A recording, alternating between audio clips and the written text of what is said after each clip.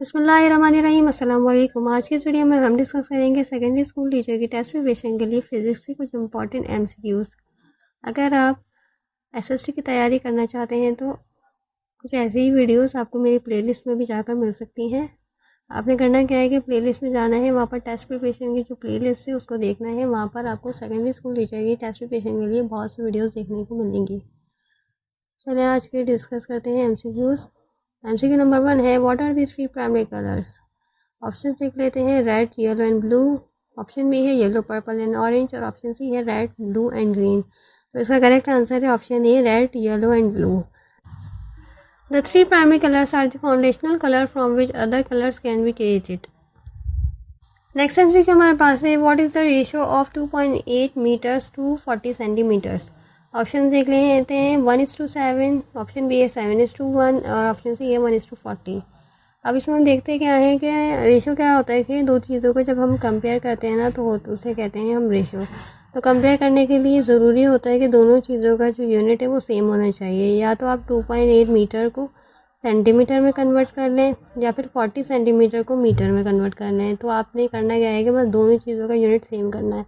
तो मैं यहाँ क्या कर रही हूँ, मैं कर रही हूँ 2.8 मीटर्स को सेंटीमीटर में कन्वर्ट। फिर हम इन दोनों वैल्यूज़ को कंपेयर करेंगे और उनका रेशो फाइंड आउट करेंगे। तो 1 मीटर बराबर होता है 100 सेंटीमीटर के। तो इस तरह क्या होगा, 2.8 को हम मल्टीप्लाई करा देंगे 100 से, तो हमारे पास आंसर क्या आएगा, 280 सेंटीमीटर। अब इस 280 सेंटीमीटर को कंपेयर करना है 40 सेंटीमीटर से। अब हम कंपेयर किस तरह से करेंगे, दोनों को हम लिख लेंगे और सेंटर में हमारा रेशियो का साइन होगा। देन हम 0 से 0 ऐसे कैंसिल कर देंगे क्योंकि सेम है। देन हम 4 का टेबल यहाँ पर रीड कर देते हैं, 4 1 4, 4 7 28, यानी कि 7:1 है इसका रेशो। अब हम देखते हैं कि 1:7 लिखेंगे या 7:1। तो इसका करेक्ट आंसर होगा बी, क्योंकि 7:1 है हमारा रेशो का आंसर। अब 1:7 क्यों नहीं है, क्योंकि ऑप्शन ए जो है ना वो इनकरेक्ट है, क्योंकि इसमें ऑर्डर जो है ना रिवर्स किया हुआ है। 7:1 आ रहा है ना आंसर, इन्होंने 1:7 किया हुआ है। तो ये आपने देख कर टिक लगाना है। कभी कभार बच्चे जो है वो सॉल्यूशन सही करते हैं और गलत पे टिक लगा कर आ जाते हैं, क्योंकि जल्दी में वो देखते नहीं कि जो रेशियो है रिवर्स है या फिर सही लिखा गया है। नेक्स्ट एमसीक्यू हमारे पास है, car travels at the speed of 36 kilometre per hour, what is the distance travel by car within 40 seconds in metres. Option देख लेते हैं, 100 मीटर, ऑप्शन बी है 200 मीटर और ऑप्शन सी है 400 मीटर। इसमें क्या कह रहे हैं कि कार जो है उसने डिस्टेंस ट्रैवल किया और स्पीड कितनी थी, 36 किलोमीटर पर आवर। और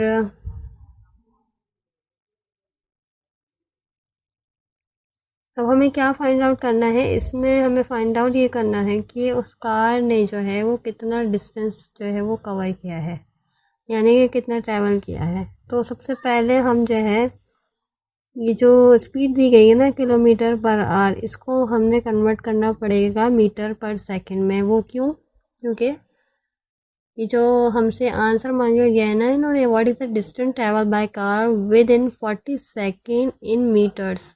मीटर्स का मतलब क्या है कि हमारी जो स्पीड है ना वो मीटर पर सेकंड में होनी चाहिए। जब हमारी स्पीड मीटर पर सेकंड में होगी तो हम उसको टाइम से मल्टीप्लाई करा देंगे तो हमारे पास डिस्टेंस आ जाएगा। तो सबसे पहला काम हमने यही करना है कि किलोमीटर पर आवर को मीटर पर सेकंड में कन्वर्ट करना है।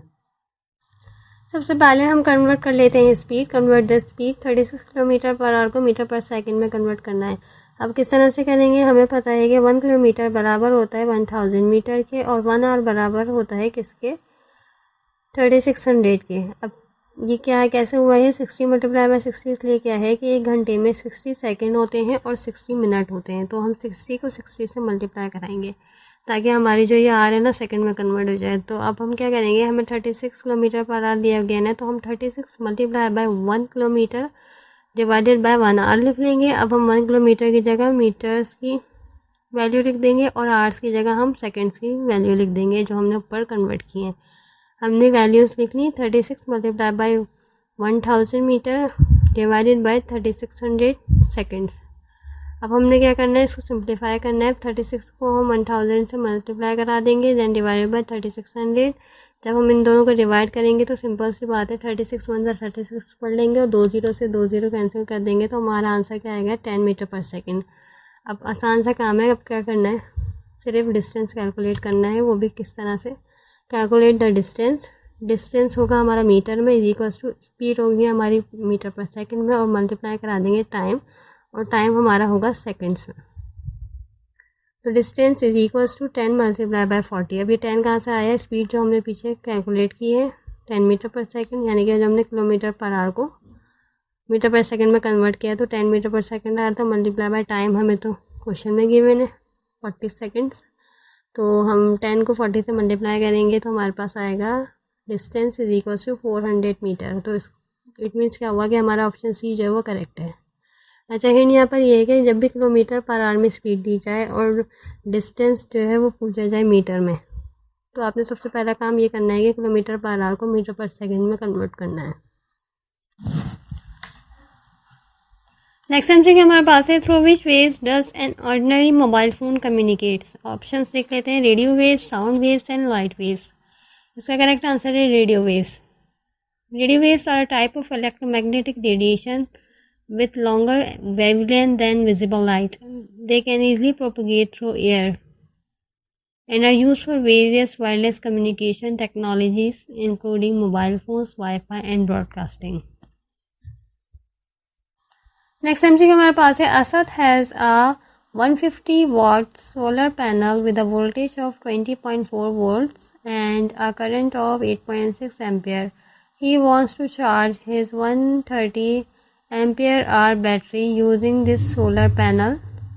How many hours will it approximately take to fully charge his battery? इसमें क्या कह रहे हैं कि असद के पास ना एक सोलर पैनल है, उसका वोल्टेज है 20.4 वोल्ट और उसका करंट है 8.6 एम्पियर। अब वो असद क्या चाहता है कि उसके पास एक बैटरी है जो कि है 130 एम्पियर आवर की, उस बैटरी को वो सोलर पैनल से जो है चार्ज करना चाहता है। अब हमें बताना है कि कितना टाइम लगेगा, मतलब कितने टाइम में वो जो है ना बैटरी चार्ज हो जाएगी सोलर पैनल से। तो ऑप्शन देख लेते हैं। ऑप्शन है कि 10.12 आवर्स, 9.41 आवर्स और 19.41 आवर्स, और ऑप्शन सी है 26.57 आवर्स। तो हम देख लेते हैं कि किस तरह से होगा ये। सबसे पहला काम हमने करना क्या है कि convert the battery capacity from ampere hour to watt hours. Battery capacity जो दी हुई है ना सर एम्पियर आवर में, उसको ना हमने सबसे पहले वाट आवर्स में कन्वर्ट करना है। वो किस तरह से करेंगे, हम बैटरी कैपेसिटी जो है ना हमारी वाट आवर्स में कन्वर्ट करने के लिए जो एम्पियर आवर में दी गई है ना बैटरी कैपेसिटी, उसको बस वोल्टेज से मल्टीप्लाई कराना है, ये काम करना है। तो battery capacity is equal to battery capacity ampere hour multiply by voltage. तो क्या करेंगे, battery capacity is equal to 130 है जो एम्पियर आवर में दी गई है ना, तो 130 है मल्टीप्लाई बाय वोल्टेज कितना दिया गया है 20.4। तो हम इनको मल्टीप्लाई करेंगे तो आंसर आएगा हमारे पास 2912 यानी कि 2912 वाट आवर्स। ये आ गई हमारे पास बैटरी कैपेसिटी वाट आवर्स में। सही है।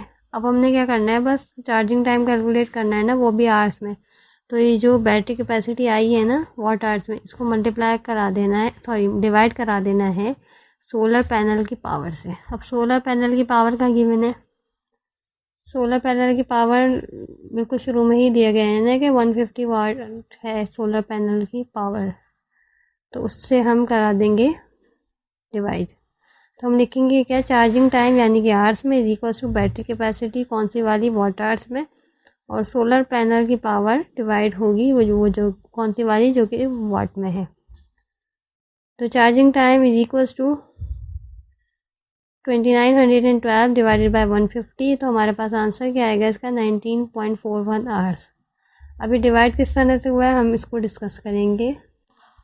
डिवीजन किस तरह से होगी, 2912 है और 150 है, तो 150 बाहर लिखेंगे और 2912 हम जो है वो अंदर लिखेंगे। देन 150 को हमने 1 से मल्टीप्लाई करा के देखना है, फिर 2 से मल्टीप्लाई करा के देखना है। फिर 2 से जब हम मल्टीप्लाई करेंगे ना तो 291 से ज़्यादा वैल्यू आएगी, यानी कि बड़ी वैल्यू आ जाएगी। तो हम 150 को जब हम 1 से मल्टीप्लाई करेंगे तो 150 ही आएगा। तो हम सबसे पहला वही लिखेंगे, यानी कि 1 लिखेंगे और 150 लिख लेंगे। देन 1 में से 0 माइनस होगा तो 1 ही आएगा, 9 में से 5 माइनस होंगे तो 4 आएगा, और 2 में से 1 माइनस होगा तो 1 आएगा, तो 141। अब जो पर 2 है ना, तो वो हम उस 2 को नीचे ले आएंगे, तो ये हो जाएगा 1412, यानी कि 1412। देन हम 150 को 2 से मल्टीप्लाई करा के देखेंगे, 3 से, 4 से, 5 से, 6 से, 8 तक हम मल्टीप्लाई करा के देख लेंगे। उसके बाद जब हम 9 से कराएंगे ना, तो आएगा हमारे पास क्या, 1350। और 9 के आगे अगर हम कराएंगे ना, तो ये क्या आएगा, 1500, यानी कि 1500। तो 1500 जो है ना 1412 से बड़ा होगा, तो इसलिए हम 10 नहीं पढ़ ले, तो हम 9 ही पढ़ेंगे। 150 को जब हम 9 से मल्टीप्लाई कराएंगे तो आंसर आएगा 1350। अब इसको हम माइनस करके देखते हैं क्या आएगा। 2 में से 0 जाएंगे तो 2 ही आएगा। अब देखो 1 में से 5 तो नहीं माइनस हो सकते, तो हम 4 से कैरी ले लेंगे, तो 11 होगा। 11 में से 5 माइनस होंगे तो आंसर क्या आएगा, 6। दैन 3 में से 3 माइनस होंगे तो 0, 1 में से 1 माइनस होंगे तो 0, तो यहाँ पर आंसर क्या आएगा, 62। अब 62 यहाँ पर है, तो 150 के टेबल में तो पॉसिबल ही नहीं, से 62 आए, तो हम क्या करेंगे, ऊपर डेसिमल लगा देंगे एक, और यहाँ पे 0 बढ़ा देंगे, तो ये हो जाएगा 620। अब 150 के टेबल में 620 जो है वो नहीं आता, बल्कि इससे छोटा आता है। क्या आता है, 150 को जब हम 4 से मल्टीप्लाई कराएंगे तो आ जाएगा 600। अब देखें डेसिमल के बाद हमारे पास एक आ गया है ना डिजिट, 19.4। तो हम अपने ऑप्शंस में यही देखेंगे, डेसिमल के बाद जो है ना ये 19.4, ये जो पूरा ऑप्शन है ना, हम इससे मैच करेंगे कि हमारे ऑप्शन में ये कौन सा ऑप्शन गिवन है जिसमें 19.4 आ रहा हो, तो हमारा वही आंसर करेक्ट होगा। आई होप आपको ये एमसीक्यू समझ आए होंगे। इन एमसीक्यूज में कोई भी प्रॉब्लम हो तो आप कमेंट में ज़रूर बताइएगा। Thank you so much for